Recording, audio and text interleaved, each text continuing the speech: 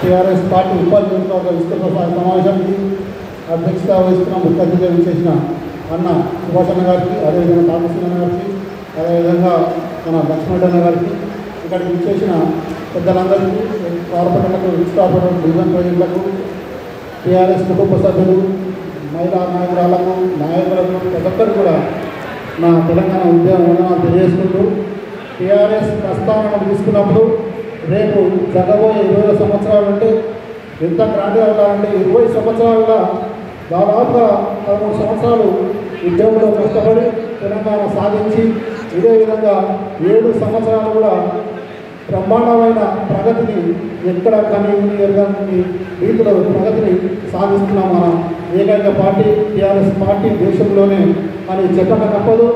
ఇలాంటి కార్యక్రమాలకు మనమందరం కూడా ముందుండి కార్యక్రమాలు ముందుకు సాగించాలి.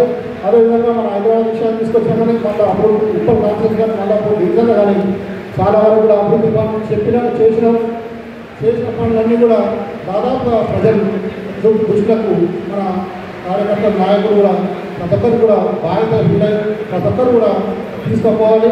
ఏంటంటే ఒక చిన్న ఉదాహరణ మాకు అనుభవం ఏంటంటే నెహ్రూ నగర్ కాలనీ ఉంది.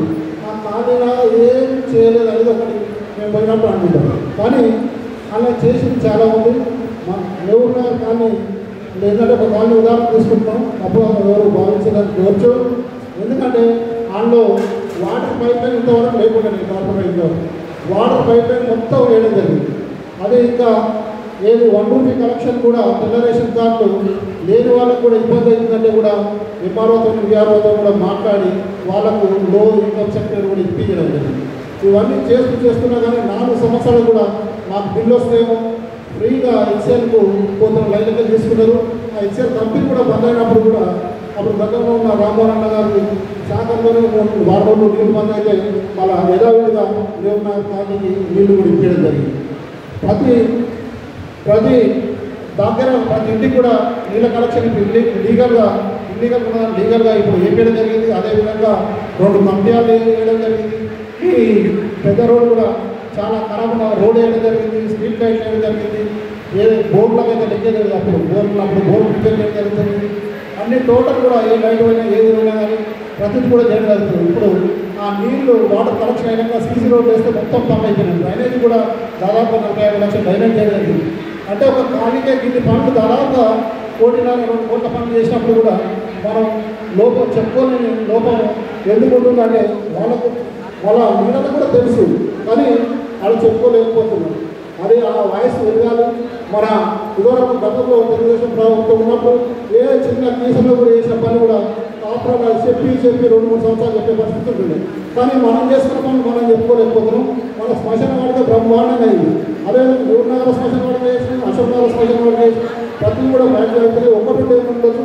ప్రతి ఖాళీలో కూడా మనం చేసే పనులు ఖచ్చితంగా చూపించుకోవాలి. ఎంత పనులు చేసినా కానీ ఏదో ఒక లోపం ఖచ్చితంగా ఉంటుంది. ఆ లోపం ప్రతిపక్షాలు ఎత్తిపోయే ప్రయత్నం చేస్తారు. మనం చేసే పనులు మనం చేసుకోవచ్చు, చూపించే ప్రయత్నం అధికార పార్టీగా మన బాధ్యత ఉండదు. ఇది అందరూ కూడా గుర్తించుకోవాలని కోరుచు. అదేవిధంగా గతంలో మన వరంగల్ మీటింగ్ పోయినప్పుడు అది సమస్య 20 బస్సులు మనం టార్గెట్ చేయడం జరిగింది. 20 బస్సులు కూడా 12 గంటల నుంచి మొదలుకొని మనం ఇక్కడ ఆహార పట్టాలు ఇచ్చి పంపిస్తుంటే దాదాపుగా ఒక 6 బస్సులు 20 బస్సుల మీటింగ్కి ఏర్పడాయి. ఒక 4-5 బస్సులు స్టేషన్ ఉత్పత్తి దాకా ఉంది. ఇంకా బీబీ నగర్ మనకు ఇంకా చెంగచెల్ల కూడా 2-3 బస్సులు ఇంకా ఉన్నాయి. మనమే ఆలోచించుకోవాలి. 20 బస్సులు మన పార్టీ అవైలబుల్ ఇచ్చినప్పుడు కనీసం 4 బస్సులు పోకుండా అది వేరే తిరుగుతుంది కానీ 6 బస్సులు పోకుండా అది వేరే తిరుగుతుంది కానీ మొత్తం 6 బస్సులే మీటింగ్ పోయి దాదాపు 14 బస్సులు పోకుండా ఏ విధంగా మనం అందరం ఆలోచించుకోవాలి. మన అక్కగారు ఒక పాయింట్ అంటుంది. పాయింట్ అంటే కూడా బస్సులు కూడా జమ అవుతాయి. వరంగల్ మీటింగ్ అప్పుడు మనం ప్రతిసారి కూడా ఏంటంటే ఎప్పుడు ఏ బస్సు ఎట్లా రెడీ అయితే అట్లా పంపించడం పెడదు. ఆ రోజు మీటింగ్ నాడు కూడా మనం 3:30 వరకు కూడా బస్సులన్నీ పంపించిన తర్వాత నేను ఇంటికి పోయి మన ఫ్రెష్ అప్ అయ్యి కొంచెం తిని ఫ్రెష్ అప్ అయ్యి 4:30కు నా కారు స్టార్ట్ చేస్తున్నాను. 7 గంటలకు మీటింగ్లో ఉన్నాం. అది మనం పొయ్యే లక్ష్యం పెట్టుకుంటే ఏ విధంగా ఎట్లయినా వద్దాం. పొయ్యే సంకల్పం అందరూ కూడా పూనుకోవాలని కోర్చు. ఈ అవకాశం ధన్యవాదాలు తెలియజేసుకుంటూ సుభాష్ అన్న కూడా చిన్న సూచన ఏంటంటే ఇక్కడ సిటీలో తలసాల శ్రీనివాస్ కానీ ఇంకోరు మీటింగ్ పెట్టినప్పుడు ఆ బస్సులు పోతున్నప్పుడు ఏమైతుందంటే ఆ బస్సులలో ఒక 7 బస్సుల దగ్గర ఆపి వరకు అందరూ దిగి ఆ రోడ్డు జామ్ అవుతుంది.